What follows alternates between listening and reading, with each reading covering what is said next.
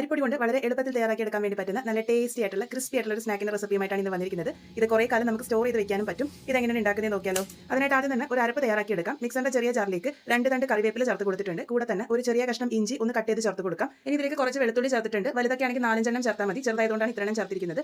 ഇനി ഇതിലേക്ക് പച്ചമുളകാണ് ചേർത്ത് കൊടുക്കുന്നത്. 3 പച്ചമുളക് എടുത്തിട്ടുണ്ട്. അതുപോലെ നെടുകെ കീറിയിട്ട് കൊടുക്കാം. കൂടെ തന്നെ 1 ടീസ്പൂൺ ചെറിയ ജീരകം കൂടെ ചേർത്തിട്ടുണ്ട്. പെരിഞ്ജീരകമല്ല, ചെറിയ ജീരകമാണ് ചേർത്തത്. ഇതൊരൽപ്പം തരിതരിപ്പായിട്ട് ഒന്ന് അരച്ചെടുക്കാം. ഈ ഒരു രീതിക്കാണ് അരച്ചെടുക്കേണ്ടത്. ഒരുപാട് പേസ്റ്റ് ആവരുത്.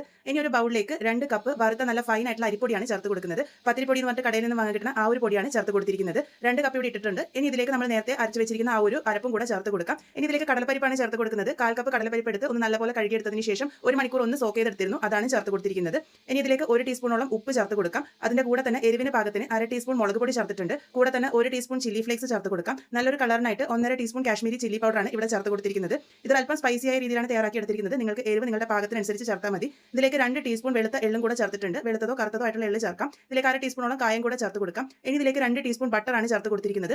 ബട്ടറിന് പകരം വേണമെങ്കിൽ നെയ്യും ചേർക്കാവുന്നതാണ്. ഇനി ഇതിലേക്ക് നിങ്ങൾക്ക് എണ്ണ വേണമെങ്കിലും ചേർക്കാവുന്നതാണ്. എണ്ണയാണ് ചേർക്കുന്നതെങ്കിൽ ഈ ഒരു പലഹാരം ആയി വരുമ്പോൾ ഒരല്പം ഹാർഡായിട്ടാണ് ഉണ്ടാകുക. അപ്പോൾ കയ്യിൽ എന്തായാലും ബട്ടർ ഉണ്ടെങ്കിൽ ബട്ടറിനെ ചേർത്ത് കൊടുത്തോളൂ. ആദ്യം ഇതുപോലെ നന്നായിട്ട് ഒന്ന് മിക്സ് ചെയ്തെടുത്തിട്ടുണ്ട്. അതിനുശേഷം ഇതിലേക്ക് നല്ല തിളച്ച വെള്ളം ഒഴിച്ചിട്ട് വേണം ഇത് കുഴച്ചെടുക്കാൻ വേണ്ടിയിട്ട്. അപ്പോൾ കുറച്ച് വെള്ളം ഞാനിവിടെ തിളപ്പിച്ചെടുത്തിട്ടുണ്ട്. അത് കുറച്ചായി ചേർത്ത് കൊടുക്കാം. ഇവിടെ വെള്ളത്തിന്റെ അളവ് ഞാൻ പറയുന്നില്ല. നിങ്ങൾ കുറച്ചായി ചേർത്ത് കൂട്ടൊന്ന് കുഴഞ്ഞിട്ട് വരുന്ന രീതിക്ക് മിക്സ് ചെയ്തെടുക്കാം. ഈ ഒരു സമയത്ത് നമുക്ക് കൈ ഉപയോഗിക്കാൻ പറ്റില്ല. അതുകൊണ്ട് സ്പൂൺ ഉപയോഗിച്ച് ഒന്ന് മിക്സ് ചെയ്തെടുത്തിട്ടുണ്ട്. വെള്ളം ഒരുപാട് കൂടാതെ എന്തായാലും ശ്രദ്ധിക്കണം. അതുപോലെ തന്നെ കുറച്ചായിട്ട് മാത്രം ചേർത്ത് കൊടുത്താൽ മതി. ഇതുപോലെ നന്നായിട്ട് ഒന്ന് മിക്സ് ചെയ്തെടുക്കാം. മിക്സ് ചെയ്തെടുത്ത് ഇതിന്റെ ചൂട് ഒരല്പം ആറി വരുമ്പോൾ നമുക്ക് കൈ ഉപയോഗിച്ച് നന്നായിട്ട് തന്നെ കുഴച്ചെടുക്കാം. ഒരുപാട് ചൂടാറേണ്ട ആവശ്യമില്ല. ഒരല്പം ചൂടിൽ തന്നെ വേണം ഇത് കുഴച്ചെടുക്കാൻ വേണ്ടിയിട്ട്. അപ്പോൾ ഈ ഒരു രീതിക്ക് നന്നായിട്ട് തന്നെ കുഴച്ചെടുത്തിട്ടുണ്ട്. ഒരല്പം സോഫ്റ്റ് ആയിട്ടുള്ള കൂട്ടാണ് നമുക്ക് ആവശ്യമായിട്ടുള്ളത്. ഒരുപാട് ഹാർഡായിട്ടല്ല വേണ്ടത്.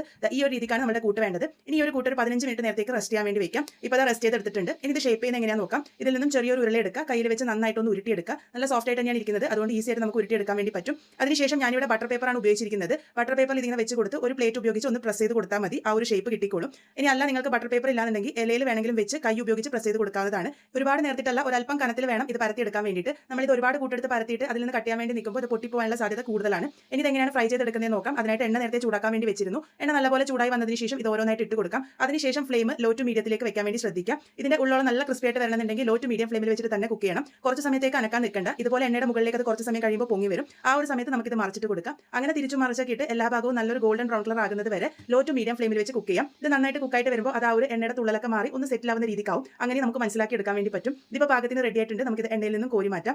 ഇതേപോലെ തന്നെ ബാക്കിയുള്ളതൊക്കെ റെഡിയാക്കി എടുക്കാം. നല്ല ക്രിസ്പി ആയിട്ടാണ് ഇരിക്കുന്നത്. അത് നിങ്ങൾക്ക് ഈ സൗണ്ട് കേൾക്കുമ്പോൾ തന്നെ മനസ്സിലാകുന്നുണ്ടാകും. ഇതിന്റെ ചൂട് ആറി വരുന്നതോറും ഇതിന്റെ ക്രിസ്പിനെസ് നന്നായിട്ട് കൂടി വരും. അപ്പോൾ നല്ല ക്രിസ്പി ആയിട്ടുള്ള ടേസ്റ്റ് ആയിട്ടുള്ള അരിപ്പൊടി ഉപയോഗിച്ചുള്ള സ്നാക്ക് ഇവിടെ റെഡി ആയിട്ടുണ്ട്. ഇതിനെ നിപ്പട്ടെ അല്ലെങ്കിൽ തട്ടേ എന്നൊക്കെ പറയും. നല്ല ക്രിസ്പി ആയിട്ടാണ് ഇരിക്കുക. ഇതിന്റെ ചൂട് ആറി വന്നതിന് ശേഷം എയർ ടൈറ്റ് ആയിട്ടുള്ള പാത്രത്തിൽ സ്റ്റോർ ചെയ്യുകയാണെങ്കിൽ 1 മാസത്തോളൊക്കെ കേടാകാതിരുന്നോളും. എന്തായാലും ട്രൈ ചെയ്ത് നോക്കൂ. ട്രൈ ചെയ്ത് ഫീഡ്ബാക്സ് ഒക്കെ പറയാൻ മറക്കരുത്. വീണ്ടും ഒരു നല്ല റെസിപ്പിയുമായി കാണാം.